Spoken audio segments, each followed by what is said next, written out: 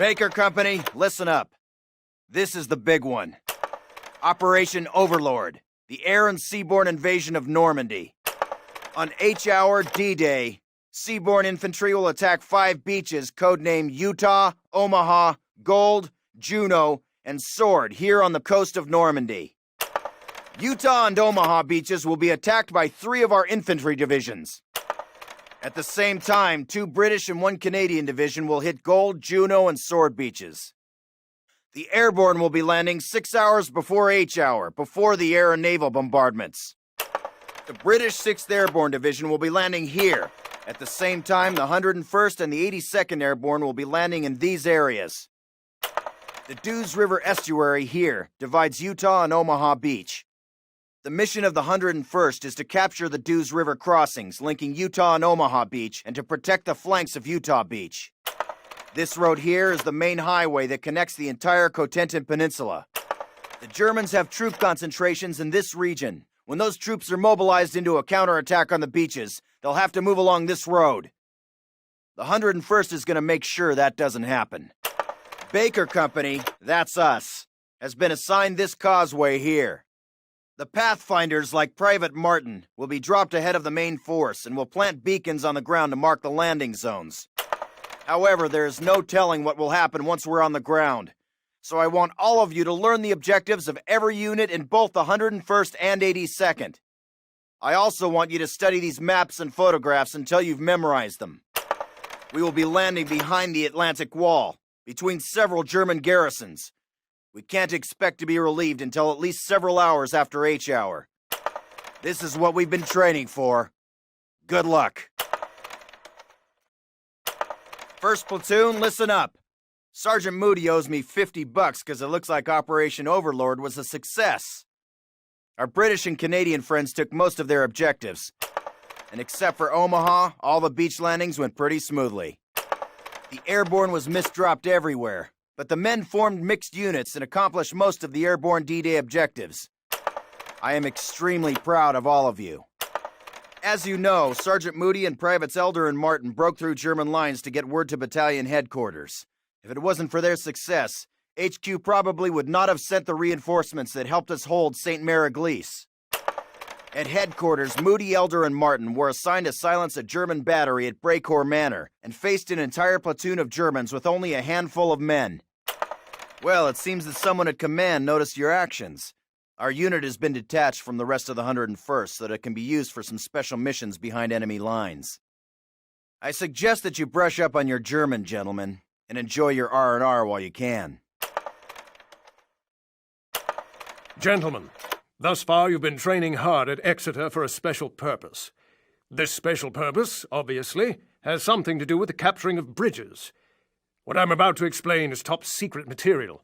If any of you blokes mention the word bridge outside of this room and I hear of it, and I will, it'll be RTU'd on the spot.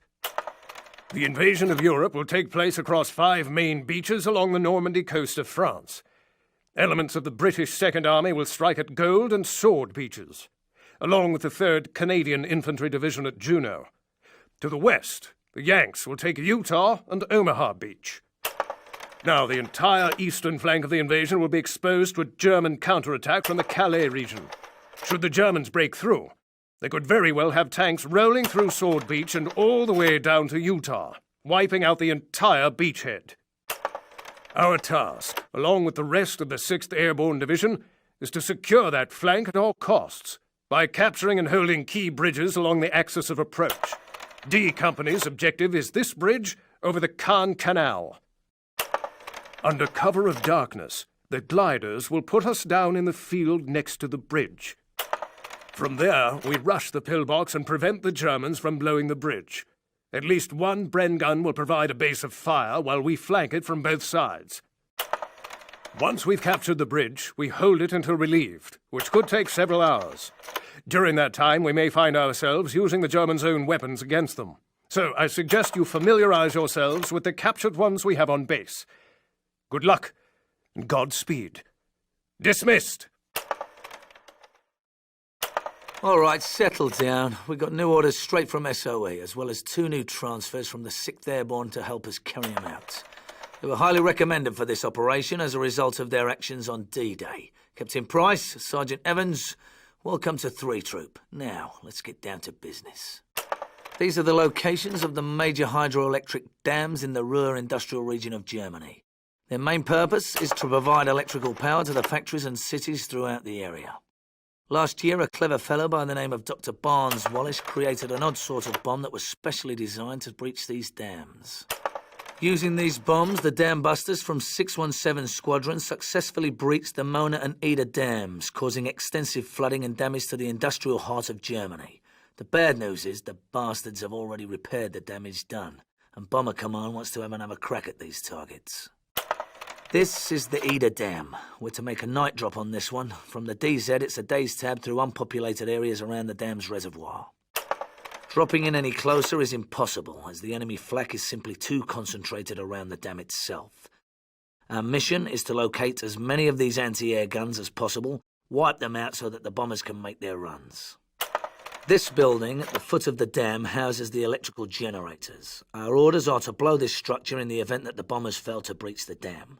We set the explosives on a short timer, then get the hell out of there by truck to a nearby airfield and appropriate suitable air transport from the enemy. You all know what to do.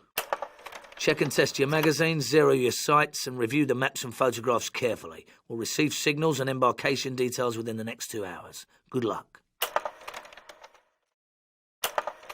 Comrades of the Soviet Union, almost 1 year has passed since the German invaders set foot upon the soil of our motherland. They have advanced deep into the Soviet Union, capturing city after city, raping, murdering, and robbing the Soviet people. Although our situation grows desperate, we have one last hope of defense. The city that bears our great leader's name, Stalingrad. Comrades, many of your countrymen are already there, defying the Germans at every step. Soon you will stand alongside them, and you will not fail to defeat our fascist enemies. No one shall take even one step backwards. Commissars will execute cowards on sight, giving faithful soldiers a chance to do their duty. The motherland is counting on you to achieve victory at Stalingrad. Since June of 1944, the Allies have made enormous advances through Europe, sweeping through much of France, Belgium, and Holland, almost to the banks of the Rhine. Much of their success must be credited to the Russians, who, at Stalingrad, during the winter of 1943, destroyed many of the Germans' best panzer divisions. On the Eastern Front, the Russians have continued to push the Germans back through Russia and much of Poland, and will soon be on the banks of the Oder River and the border of Germany. The situation for the Germans has grown desperate. Allied bombers have reduced many major German cities to rubble. The German Air Force, the Luftwaffe, is a mere shadow of the power it once was, and can do little to stop the bombers, much less fight the Allied armies. The Kriegsmarine, the German Navy, is mostly sunk, its U-boats destroyed, and its sailors pressed into the army. However, the enemy refuses to surrender. Unable to stop the Allied advance, Hitler has turned to vengeance weapons, the V-1, and now the V-2 rockets. These rockets, although some of the most advanced weapons of the war, are too inaccurate to hit military targets. Instead, they are being used to terrorize London. Mother, a few days ago, we waved the flag of the motherland over the top of the Reichstag in Berlin. The war, at last, seems to be coming to an end.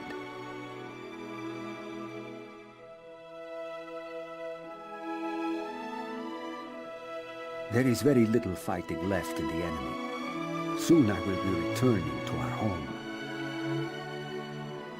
There are German prisoners of war everywhere. Today, I crossed the Elbe River in Germany and shook hands with an American soldier. Although I could not understand anything he said, I felt this man was my brother. And I think he felt the same.